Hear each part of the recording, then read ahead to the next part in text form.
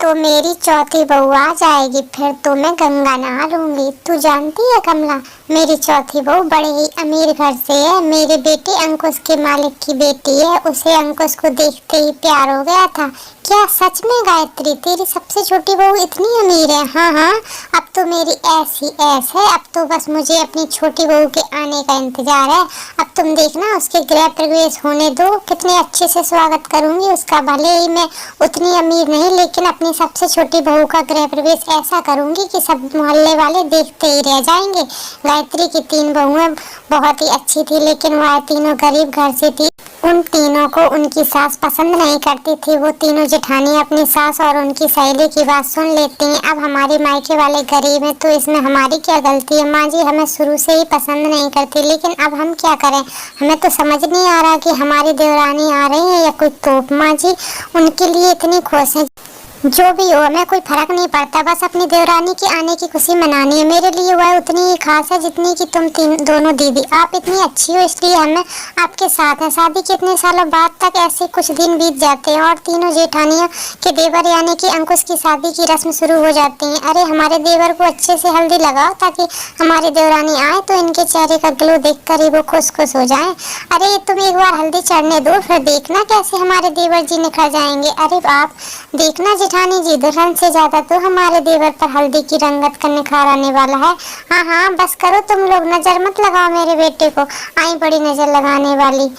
क्या माँ, आप भी ना। और भाभी तो मेरी बलाएं लेती हैं। ऐसे 3 अच्छी भाभियां होते हुए भले हमें नजर कैसे लग सकती? हाँ यह बात तो सच है देवर जी, लेकिन कहीं ऐसा तो नहीं कि हमारी आने वाली देवरानी के बाद आप अपनी इन भाभियों को भूल ही जाओ।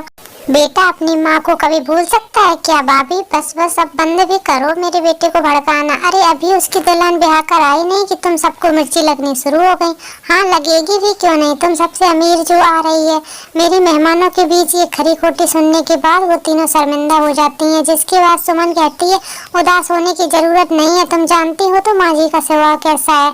अब और भी बहुत कुछ काम बाकी है। ऐसे ही बारात आने वाला दिन भी आ जाता है और अंकुश घोड़ी पर सवार होकर निकल पड़ता है अपनी दुल्हनिया को लेने।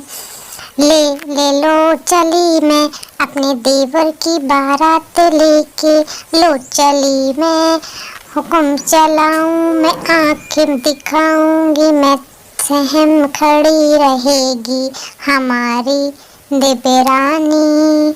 उन तीनों का ये गाना गाते देख अंकुश की होने वाली पत्नी मन ही मन सोचती है, डरने वाली और मैं माय फुट। वो तो लव मैरिज है इसलिए बोल नहीं रही हूँ कुछ। अगर अरेंज होती तो सबके सामने मजा चखा देती। ऐसे उन दोनों की शादी हो जाती। अब ससुराल में सास अपनी छोटी बहू के आने की खुशी में गृह प्रवेश की तैयारियों में जोरों शोरों से लगी हुई थी। इसी भाग दौड़ में उसका पैर पायदान में अटका और उनका संतुलन बिगड़ गया, जिस कारण वो नीचे गिर गई और उनके हाथ में चोट लग गई। हाय रे मर गई रे मर गई। अरे माँ जी संभालिए, आप ठीक तो है ना? हाय मेरा हाथ, ये तुम तीनों गरीब बहुओं की वजह से हुआ है। अब मेरी शक्ल क्या देख रही हो? मुझे मेरे कमरे में ले चलो। तीनों बहुएं अपनी सास को कमरे तक ले जाती हैं। अब मैं अपनी बहू का गृह प्रवेश कैसे करूंगी? मेरा तो हाथ ही नहीं उठ रहा। मैं अभी डॉक्टर को फोन कर देती हूँ माँ जी, तो वो दवाई दे देगा, आराम मिल जाएगा आपको। और गृह प्रवेश की चिंता आप मत कीजिए, हम तीनों जेठानी है ना, अपनी देवरानी का ऐसे स्वागत करेंगे कि सब देखते रह जाएंगे। कुछ समय बाद डॉक्टर ने आकर सास को दवाई दी और फिर तीनों जेठानी अपनी देवरानी के गृह प्रवेश की तैयारियों में लग गई। कुछ देर बाद बाहर गाड़ी के हॉर्न की आवाज आती है। देवरानी अंकुश के साथ गाड़ी से बाहर आती हैं तो जोर जोर से ढोल बजना शुरू हो जाता है। साथ ही 3 जेठानी अपनी देवरानी के स्वागत में आंगन की दहलीज पर फूल बिछा देती हैं। देखो तो भला कितनी तैयारी की है तीनों जेठानियों ने। लेकिन प्रिया मुंह बनाते हुए दहलीज तक आती है और ऊंची आवाज में बोलती है, अब बंद भी करो ये सब, मैं थक चुकी हूँ। अब जल्दी से फॉर्मेलिटी पूरी करो, मुझे रूम में जाकर रेस्ट करना है बस। देवरानी जी 5 मिनट और। फिर तीनों जेठानी मिलकर आरती की थाली से अपनी देवरानी की आरती उतारती हैं। अब अपने पैर को कलश से गिराकर अंदर आइए देवरानी जी। प्रिया ऐसा ही करती है। भाभी, बड़ा ही शानदार गृह प्रवेश की तैयारी की आप सबने। अच्छा, वैसे माँ कहाँ है मीनू?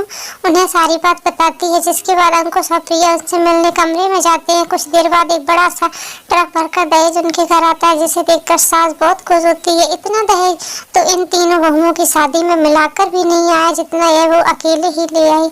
लेकिन अगली सुबह प्रिया देर से उठती है, तब तक तीनों जेठानियों ने खाना बना लिया होता है, जिसके बाद वो शगुन के नाम पर थोड़ा हलवा बनाती है। अब तक उनकी सास के दर्द में भी काफी आराम आ चुका था। प्रिया हॉल में आई तो उसने देखा कि उसका सारा दहेज का सामान वहाँ लगा हुआ है। माँ जी, ये मेरी दहेज का सामान यहाँ क्या कर रहा है? ये सब मेरे डैड ने मुझे इसलिए दिया कि मेरे कमरे में लगेगा, समझी? ये स्प्लिट ऐसी डबल बेड और डोज फ्रिज, महंगे सोफे, बड़ा टीवी सब मेरे लिए है ना। किन पर टीचरों के, हाँ बहू, ये सभी सारा सामान तेरे लिए कमरे में रखवा देती हूँ। वैसे भी ये रहे अंदर, ये क्या फर्क पड़ता है? तेरा कहना भी ठीक है। तेरी इन गरीब जेठानियों ने कभी ये सब देखा नहीं, तो ऐसा ना हो वो खराब कर दे। इसलिए एक रोज जब प्रिया शॉपिंग पर गई थी तो उसकी सास उसके मुलायम गद्दे पर जाकर लेट जाती है। कुछ देर बाद प्रिया वापस आती है, वह देख आग बबूला हो जाती है। अपनी सास को सब बातें सुना देती है। मैंने कहा था ना आप गरीबों के लिए यह नहीं है, यह सब मेरे इतने महंगे गद्दे सोने की हिम्मत भी कैसे हुई आपकी? चलिए अब यहाँ से आइए। अब सब सुनकर सास की आंखों में आंसू आ जाते हैं। तीनों जेठानियों ने आ जाती हैं। आप फिक्र मत कीजिए माँ जी, अगले महीने जब हमारे पतियों की तनख्वाह मिलेगी तो उनसे कहकर हम यह सब आपके कमरे में भी ले आएंगे। जब अपनी सास अपनी गलती का एहसास होता है और वह अपनी तीनों बहुओं को अहमियत समझ जाती है, उनसे माफ़ी मांगती है। फिर अंकुर प्रिया से, बस प्रिया बहुत हुआ, मैंने कभी सपने में नहीं सोचा था कि तुम मेरी माँ से ऐसे पेश आओगी। अरे तुमसे लाख गुना अच्छी तो मेरी तीनों भाभियाँ हैं, जो आज तक माँ के ताने सुनती आ रही है लेकिन कभी उफ तक नहीं किए। ऐसी बीवी होने से अच्छा मैं अकेले रहूँ।